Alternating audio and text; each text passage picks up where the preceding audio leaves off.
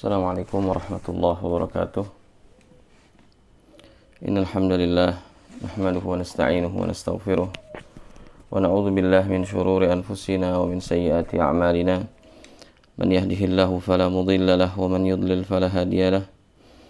Asyhadu an la ilaha illallah wahdahu la syarika lah wa asyhadu anna Muhammadan abduhu wa rasuluhu la nabiyya wa la rasula ba'dah.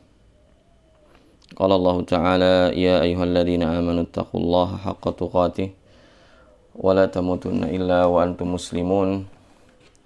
Allahumma ati nufusana taqwaha wa zakkiha anta khairu man zakkaha anta waliyuha wa maulaha.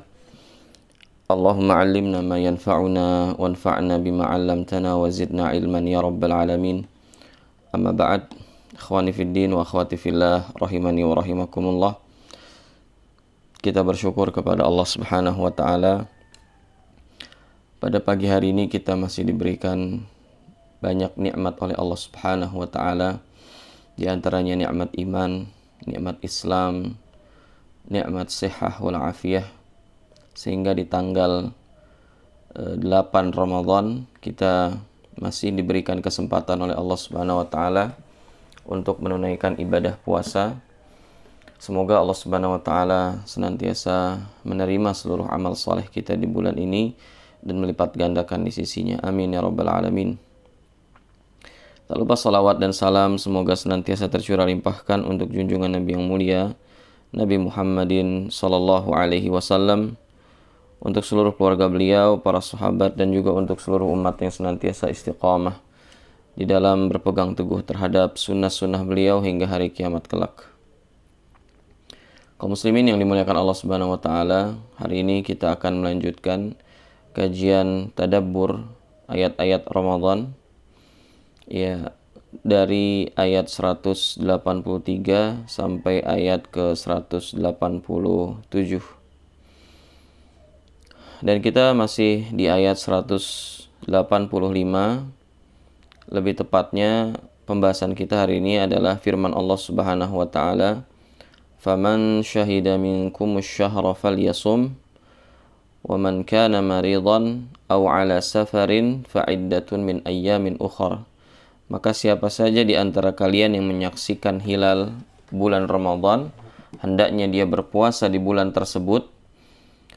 Dan adapun yang dalam keadaan sakit atau dalam keadaan safar, maka hendaknya dia ganti hari-hari yang dia tinggalkan di hari-hari yang lainnya. Yuridullahu bikumul yusra wa la yuridu bikumul usr. Allah menginginkan kemudahan bagi kalian dan dia tidak menginginkan kesulitan atas kalian.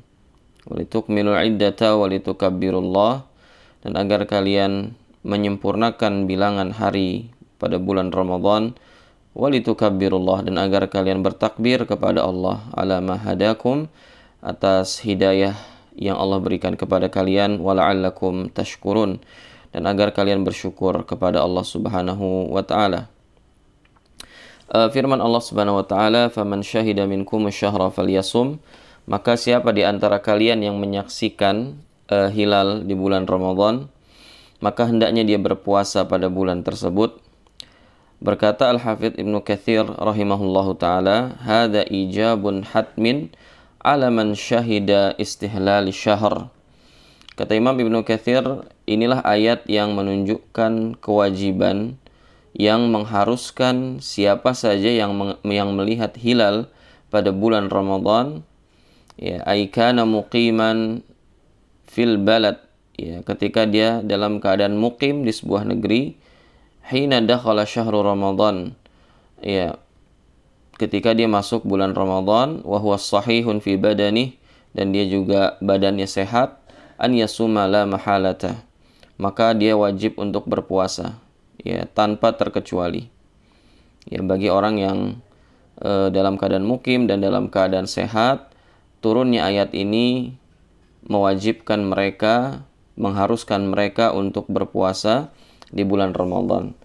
Wa nasakhat hadhil ayah al-ibahah al-mutaqaddimah, sehingga ayat ini, ya ikhwatal iman rahimani wa rahimakumullah, ini menghapus hukum dari ayat yang sebelumnya. Ya, ini menghapus hukum dari ayat yang sebelumnya. yaitu firman Allah wa 'alal ladzina yutiqunahu fidyatun ta'amu miskin, dan barang siapa yang merasa berat untuk berpuasa di bulan Ramadan, maka dia boleh menggantinya dengan fidyah. Ya, jadi ayat ini menjadi penghapus sebagian hukum di ayat 184. Ya, sebagaimana disampaikan oleh Imam Ibnu Katsir rahimahullah dan para ulama yang lainnya. Ya, liman kana sahihan muqiman, barang siapa yang sehat dan dalam keadaan muqim. An yuftira wa yafdi bi it'amin miskin. Dulu orang seperti itu masih boleh untuk tidak berpuasa, namun dia menggantinya dengan membayar fidyah atau memberikan makan kepada orang miskin an kulli yaumin, di setiap hari yang dia tinggalkan. Ya, dulu orang yang sehat pun, orang yang mukim sehat, ya dia boleh tidak berpuasa ketika dia merasa berat untuk berpuasa, asalkan diganti dengan fidyah sebagaimana sudah kita jelaskan di ayat yang lalu. Namun turunnya ayat ini, kata para ulama, menjadi nasikhah, menjadi penghapus hukum dari ayat sebelumnya. Ya, yaitu bagi orang yang sedang dalam keadaan muqim, ya bukan musafir, dan dia sehat badannya, maka wajib bagi dia untuk berpuasa di bulan Ramadan, dan tidak ada jalan bagi dia ya untuk mengganti puasa Ramadan dengan fidyah. Ya. Sehingga ini yang disampaikan oleh Al-Imam Ibnu Katsir rahimahullah taala, bahwa ayat inilah yang menjadi penghapus bagi ayat yang sebelumnya. Kemudian Allah berfirman, "Wa man kana maridan aw 'ala safarin fa iddatun min ayyamin ukhra." Ini sebenarnya terulang ya. Ini sudah diulas di ayat ke-184, ayat sebelumnya. Barang siapa yang sakit atau dalam keadaan safar, maka dia wajib untuk mengganti hari-hari yang ditinggalkan di bulan Ramadan ya dengan hari-hari yang lain. Ya, di hari-hari yang lainnya. Al-Hafidz Ibnu Katsir rahimahullah mengatakan, ma'nahu wa man kana bihi maradun fi badanihi yashukku 'alaihi as-siyam ma'ahu aw yu'dhih aw kana 'ala safarin fi hali safarin falahu an yuftir wa 'alaihi 'iddata ma aftar.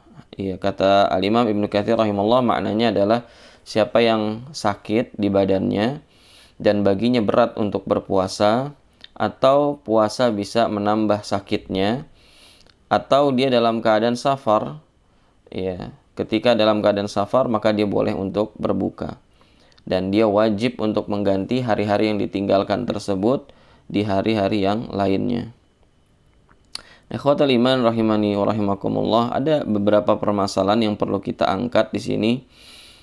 Yang pertama adalah di sini, apakah wajib mengqadha Ramadan secara berturut-turut? Gitu. Apakah dia boleh terpisah? Ya, umpamanya di bulan Syawal nih, tanggal 2 Syawal kita qadha Ramadan, nanti berhenti, kemudian lanjut lagi tanggal 7 Syawal, kemudian berhenti lagi, lalu nanti lanjut lagi tanggal 20 Syawal, kemudian berhenti lagi, lalu lanjut lagi di tanggal 3 Rajab, umpamanya. Bagaimana hukumnya seperti itu?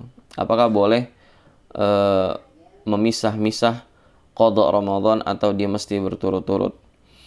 Di sini dijelaskan oleh Al-Imam Ibnu Katsir rahimahullah, fihi qaulan, ada dua pendapat dalam masalah ini.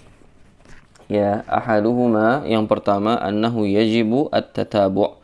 Yang pertama wajib ya qadha Ramadan itu dengan berturut-turut. Li'anna al-qadha yahki al-ada'. Dalilnya juga cukup kuat karena sifat qadha itu mengikuti sifat adaan. Kalau kita puasa Ramadan nih hari ini, itu namanya adaan. Bagaimana sifat puasa Ramadan yang adaan ini? Berturut-turut, ya kan? Hari ini kita puasa, besok kita puasa lagi. Lalu besoknya kita puasa lagi. Dan terus-menerus sampai berakhirnya bulan Ramadan. Fakadzalikal qadha. Maka begitu juga sifat mengqadha ibadah yang kita tinggalkan. Ya, begitu juga dalam hal sholat. Sholat zuhur berapa rakaat? Kalau adaan 4 rakaat. Maka kalau qadha dia juga 4 rakaat, nggak berkurang dan nggak bertambah juga. Sifatnya juga sama persis. Ya, kalau sholatnya jahar, maka bacanya juga jahar. Kalau sholatnya sir, maka juga bacaannya sir, dan seterusnya. Ikhwatal iman rahimani wa rahimakumullah. Jadi pendapat pertama mengatakan wajib untuk berturut-turut di dalam mengqadha puasa yang kita tinggalkan pada bulan Ramadan. Wathani, pendapat kedua mengatakan la yajibu at-tatabu', tidak mesti berturut-turut ketika seseorang itu mengqadha puasa yang ditinggalkan di bulan Ramadan. Bal inna sya'a farraqa wa in sya'a taba'. Ya, kalau dia mau dia pisahkan, ya bolong-bolong begitu. Wa in sya'a taba'. Kalau dia berkehendak juga silahkan dia berturut-turut.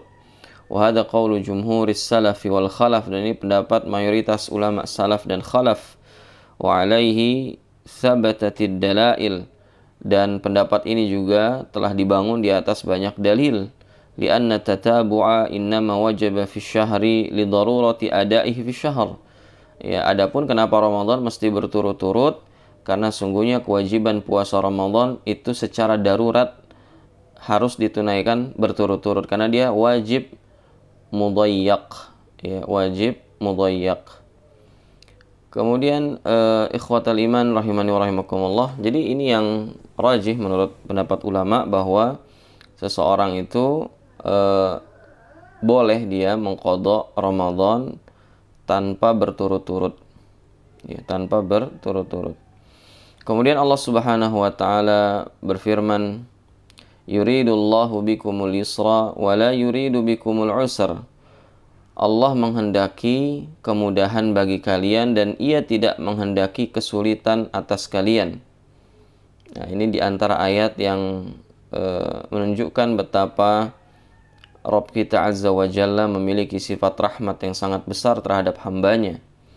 Ya, padahal Allah Subhanahu wa taala mampu mengatakan yuridullah bikumul yusra, kemudian berhenti di situ. Allah menginginkan kemudahan terhadap kalian, karena memang secara logika orang itu yang, kalau orang ini kita nggak bermaksud mengcompare atau mengkiaskan Allah dengan makhluk, tapi kalau manusia saja, kalau dia berbicara fulan pengennya engkau mudah, berarti menunjukkan apa? Pemahaman sebaliknya, ya fulan nggak pengen anda dalam keadaan sulit. Tapi di sini Allah nggak mencukupkan firman-Nya dengan yuridullah bikumul yusra. Allah ingin kemudahan bagi kalian. Nggak cukup di situ. Allah melanjutkan wala yuridu bikumul usra. Dan Allah tidak menghendaki kesulitan bagi kalian. Ikhwatal iman rahimani wa rahimakumullah. Sebagaimana tadi kita sampaikan, sebenarnya cukup Allah itu subhanahu wa ta'ala berfirman yuridullah bikumul yusra. Karena pemahaman sebaliknya pasti ya Allah tidak pengen kesulitan buat kita. Karena kesulitan dan kemudahan nggak mungkin bersatu dalam satu kehendak, begitu kan? Nah, ini yang perlu kita titik beratkan. Tapi insya Allah nanti pembahasan itu akan kita bahas lebih panjang di akhir pertemuan. Di sini ada beberapa masalah, ikhwatal iman rahimani wa rahimakumullah. Yang pertama, jenis-jenis al-iradah atau jenis-jenis kehendak. Berkata Asy-Syaikh Muhammad bin Shalih Al-Utsaimin rahimahullah, wa iradatullahi azza wa jalla tanqasimu ila qismain. Iradah, tadi kan yuridullah, yurid itu iradah. Ya, Allah berkehendak. Nah, kehendak Allah itu terbagi dua, kata Syekh Utsaimin rahimahullah.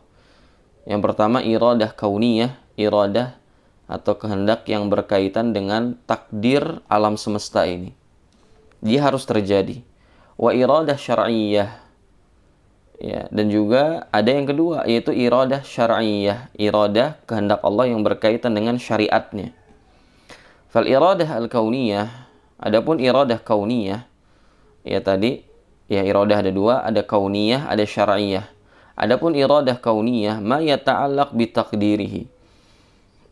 Iradah kauniyah itu adalah suatu kehendak Allah yang berkaitan dengan takdir. Wal iradah asy-syar'iyyah ma yata'allaq bi syar'i. Adapun iradah syar'iyyah adalah kehendak Allah yang berkaitan dengan syariatnya.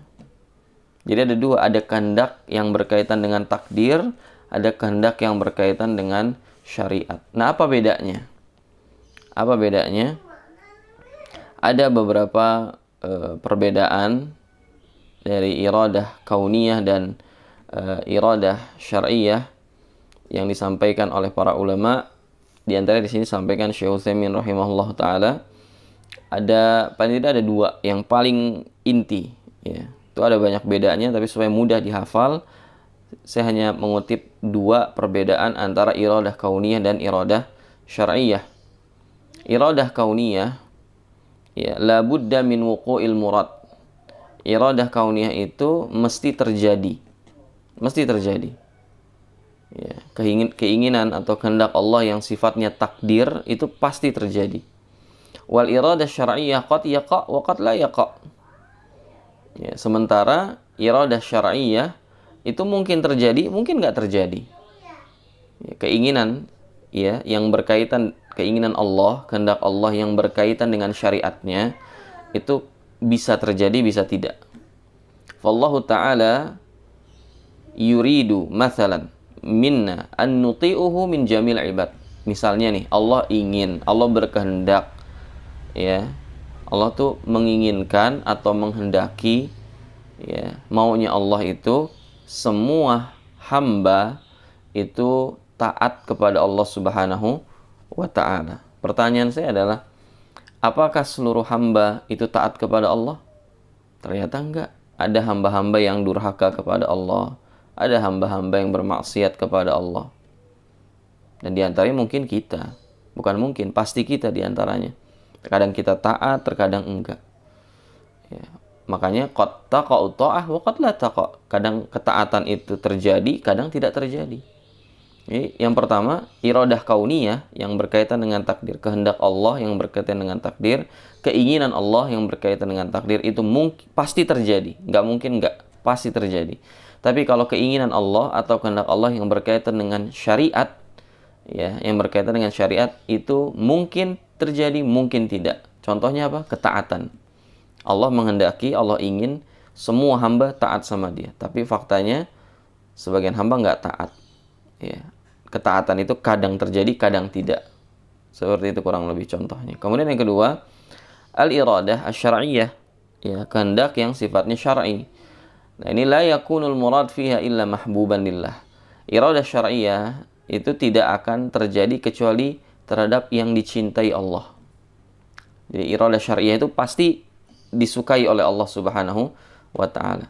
Ya, kehendak Allah Subhanahu wa ta'ala yang berkaitan dengan syariatnya itu pasti dicintai Allah. Sementara kehendak Allah yang berkaitan dengan kauniyah, ya, yang berkaitan dengan takdir, qad yakunu mahbuban wa qad yakunu ghairu mahbubulah. Ya, kadang dia dicintai Allah, terkadang bisa jadi dia nggak dicintai Allah Subhanahu wa ta'ala. Li'annaha tata'allaq bil kaun wa takdir, karena dia berkaitan dengan alam semesta dan takdir. Wallahu azza wa jalla yaqdir ma yuhib wa ma la yuhib. Dan Allah itu mentakdirkan sesuatu, kadang ia suka, kadang ia nggak suka. Kullu syai'in bi takdirillah. Semua ini terjadi karena takdir Allah Subhanahu wa ta'ala. Ini kurang lebih gambaran perbedaan antara antara kehendak kauniyah dan kehendak syar'iyyah. Nah, permasalahannya ikhwatal iman rahimani wa rahimakumullah, yang dimaksud di dalam ayat ini itu iradah kauniyah atau iradah syar'iyyah. Apakah yang dimaksud dalam ayat ini? Kehendak secara kauni ataukah secara syar'i? Ya, kauni tadi, ya, dia pasti terjadi, nggak mungkin nggak terjadi, dan dia meliputi hal yang dicintai oleh Allah dan hal-hal yang tidak dicintai Allah. Ya. Adapun syar'iyah, kehendak syar'iyah, dia mungkin terjadi, mungkin tidak, dan dia pasti, kalau terjadi itu pasti dicintai Allah Subhanahu wa ta'ala. Nah, dalam ayat ini yang mana kira-kira? Yuridullah bikumul yusra wala yuridu bikumul usra. Allah menghendaki, Allah ingin kemudahan bagi kalian dan tidak menginginkan kesulitan untuk kalian. Kira-kira apa yang berkaitan dengan ayat ini? Iradah kauniyah atau iradah syar'iyyah?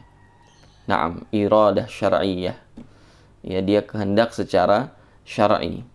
Maknanya apa? Yuhibbu bikumul yusr. Allah cinta kemudahan itu untuk kalian. Allah pengen, Allah berkehendak. Ya, Allah tuh ingin kalian tuh mudah. Ya, Allah yuhibbul yusr. Allah mencintai kemudahan. Walaysat al-iradah al-kauniyah. Dan ini bukan iradah kauniyah. Lianna Allah subhanahu wa ta'ala law arada binal yusr kaunan ma ta'assarat 'ala al-umur 'ala ahadin. Karena kalau seandainya iradah di sini maksudnya iradah kauniyah, maka nggak bakal ada kemudahan sama sekali buat kita. Ya, nggak ada kemudahan sama sekali buat kita. Allah ta'ala a'lam wa a'lam. Ini yang bisa kita bahas pada kesempatan kali ini tentang iradah kauniyah atau iradah syariah. Mudah-mudahan bermanfaat. Hadanallahu wa iyyakum ajma'in. Kita lanjutkan di pertemuan yang akan datang. Sallallahu alaihi wasallam ala nabiyina Muhammadin wa ala alihi wa sahbihi wa sallama tasliman katsira.